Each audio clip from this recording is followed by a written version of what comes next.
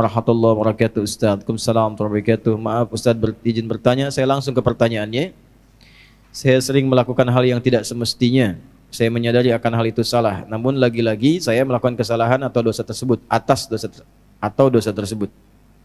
Terlebih susah dalam mengendalikan syahwat dikarenakan pengalaman buruk yang pernah saya alami di waktu sebelumnya. Apakah saya masih diberikan kesempatan untuk memperbaiki semuanya Ustaz? Quran surah keempat An-Nisa di ayat yang ke-17. A'udzubillahi minasyaitonirrajim. Bismillahirrahmanirrahim. Innamat taubatu 'ala Allahi lilladzina ya'maluna as-su'a bijahalatin tsumma yatubuna min qarib. Orang-orang yang mau kembali kepada Allah dengan taubat itu, maka lakukanlah ketika ia sadar ia salah, segera taubat. Ya. Jadi taubat itu jangan ketika Anda kerjakan, misalnya terjadi lagi Anda simpulkan gak diterima. Jangan begitu. Maksudnya terus taubati sampai di titik Anda menyesali itu.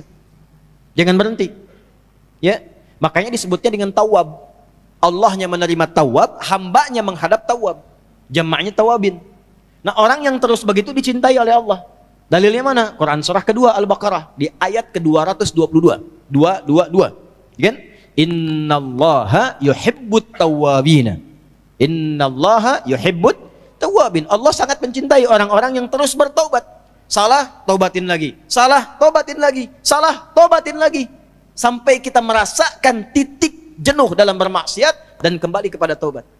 Nah, bagaimana mendorong supaya kuat pengaruh taubatnya? Satu, kata para ulama mengatakan, ketika Anda terdorong berbuat maksiat karena dorongan syahwat itu, bayangkan saat itu diwafatkan oleh Allah. Itu cara menghentikannya. Ya. Ada dorongan syahwat nih. Ya. Ketika akan terfikir untuk melakukan, bayangkan, rasakan bagaimana kalau diwafatkan saat itu. Nah, itu akan menghentikan seketika. Ya, seketika itu akan berhenti. Nah, setelah itu bagaimana? Cari suhbatus sholihin, bergaul dengan orang soleh yang menghindari lingkungan tadi. Ya, kalau tayangan, hilangkan tayangannya, ganti dengan yang baik-baik. Bacaan, mulai hilangkan yang buruk, ganti dengan yang baik. Untuk menemukan itu, bergaul dengan orang soleh. Lihat, Anda pelajar di kampus, cari orang soleh. Ya, temani dia terus. Temani, supaya mendapatkan bagian dari kesolehannya. Setelah itu, latihan selanjutnya yang pertama, sholat. Karena sholat itu kuncinya. Inna sholata tanha anil fahsya'i wal.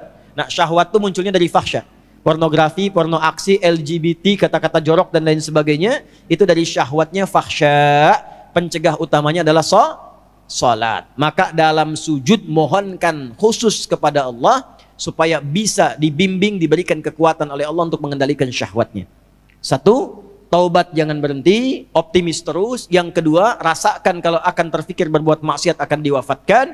Yang ketiga, cari teman yang soleh. Yang keempat, sholat optimalkan. Yang kelima, latihan puasa. Gitu ya. Sebab puasa itu paling efektif untuk bisa mencegah maksiat. Ya, Anda kalau syahwat sedang muncul, sedang puasa, nggak akan dilakukan. Berat untuk melakukan itu. Minimal pertama takut batal puasanya. Takut batal, kesananya lagi, itu akan terbiasa. Ya, akan terbiasa. Ya, yang biasa buka juga kalau puasa kan memang setengah-setengah dulu. Ya, kan dulu pernah saya waktu di Kalimantan ada cerita dari Sumedang. Preman tobat, pensiun. Kemudian dia puasa. Ya, begitu dia lewat, lihat rumah makan tuh. Rumah makan kok buka. Wah, jiwanya muncul lagi, datang ke situ gebrak. Pak, apa nggak tahu ini waktunya puasa? Jangan begini dong, tutup katanya. Tutup. Jangan kelihatan orang, tutup. Begitu ditutup, udah selesai. Es teh manis satu, Pak. Rupanya dia cuma sanggup sampai siang. Tapi alhamdulillah kan sudah mulai kan. Besoknya tambah lagi. Makanya sebelum nanti masuk Ramadan, nanti kita belajar. Ya, di awal bulan ya, di Tanah Kusir. Kita akan belajar, salah satunya adalah latihan puasa sunnah.